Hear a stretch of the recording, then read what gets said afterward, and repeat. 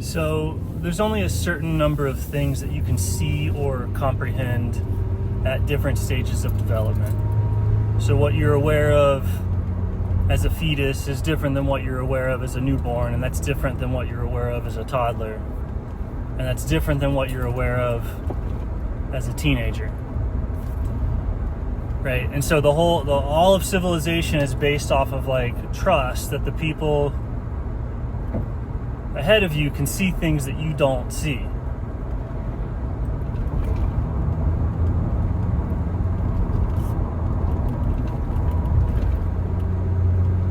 And so what happens is that there's a certain level of human development that you get to probably in your 30s or 40s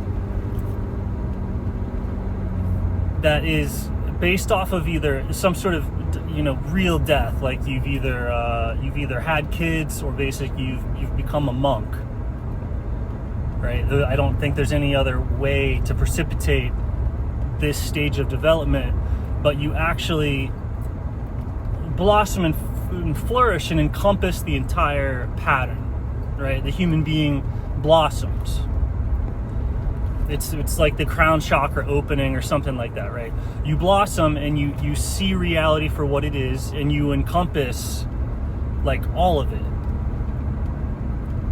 And so you see that everything is reflecting. It's a fractal hall of mirrors.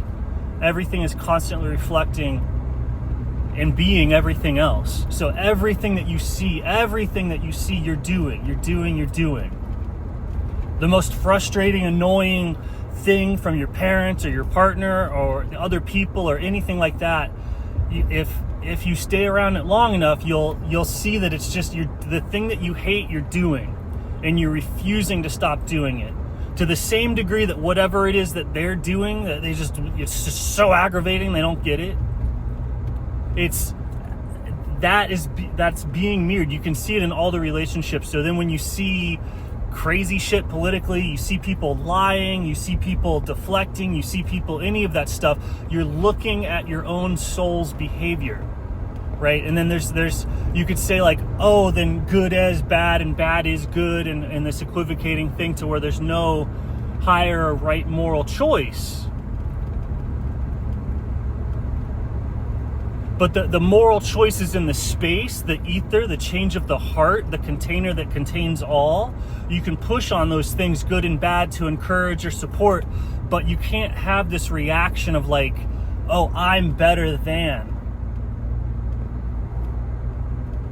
And F these people, that's truly the evil over there.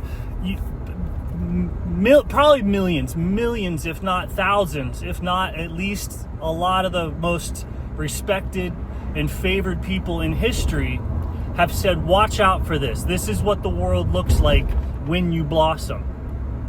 And so even if you don't feel this or see this or whatever, like civilization and your ultimate well-being is based off of accepting that and acting like it until the time that you become it, right? And if you don't think that, right, people get into these cults of nihilism and they go, the fruit of human blossoming is going to be nothing.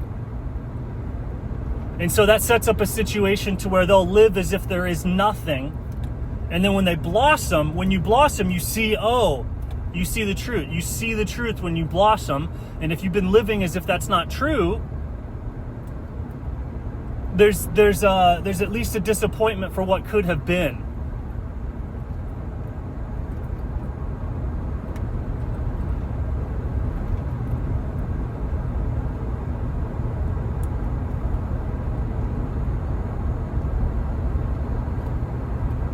But even not really. The blossoming is away from all of that, right? It's a blossoming,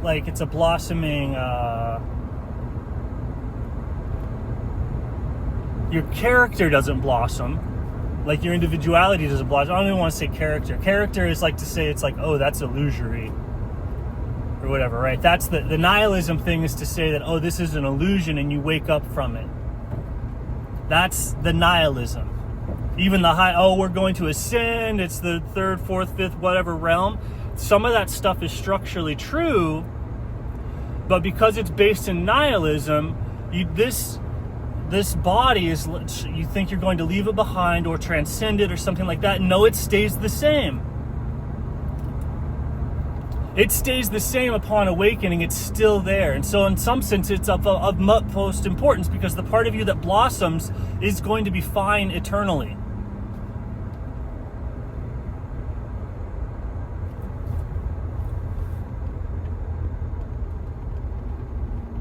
And you can't do anything to control that type of blossoming any more than you can do to control your death. It's the opposite of being able, if you could control it, then it's not it. Right? If you're still in control, it's not dying. You're in control of no aspect of that stage of development, like other than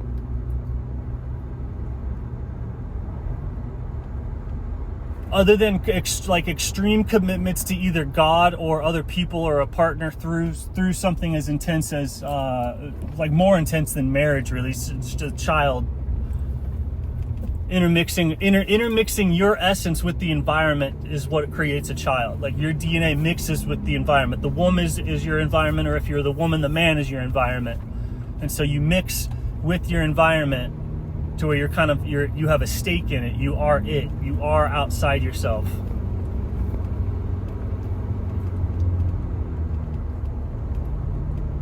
That sets up a connection through which the blossoming can happen like an electric circuit. I think the only other way would be to monastic vows, you give up all your stuff, everything. Your mind, your culture, identity, for real. Not just visiting a monastery. I still own things back in the world. Like, I still have something back in the world. You have to let up anchor. And the only thing that looks like is like a complete surrendering of everything.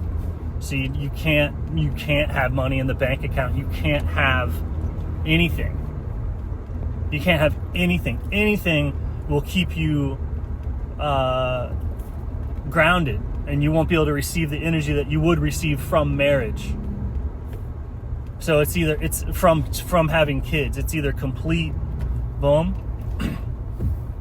and in those instances, it can provide an opportunity to fractal, because you can't blossom unless certain things are already in place, and it doesn't make any sense. The realities don't connect.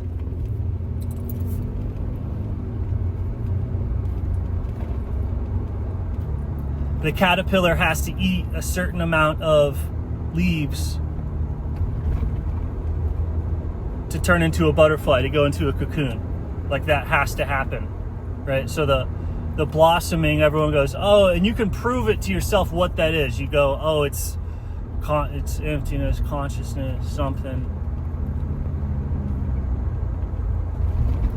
And you can get really good at acting the way that a body would act with a fruiting or a maturing or a blossoming. And that's the way that you should act, right? That is correct.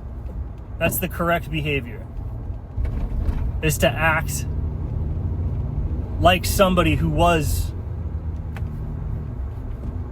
awake in the spatial component, seeing things clearly, not falling into this illusion of not an illusion. It's just that the end state is not that, right? The end state is not the childish state of mind, which is the state within which the ego drama, the self-other thing works.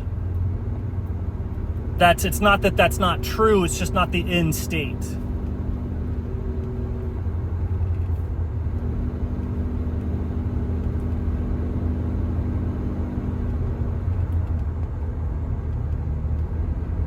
And these two consciousnesses are somewhat at war. There's a weird, it's like the most rebellious state. You know how kids are like rebellious as they grow up? The most rebellious state is the one just before blossoming. And so the more money and power you give a rebellious state of mind, like, imagine giving a rebellious teenager $1 gazillion. That's what runs the world below the realization of truth or below, full adulthood or what have you.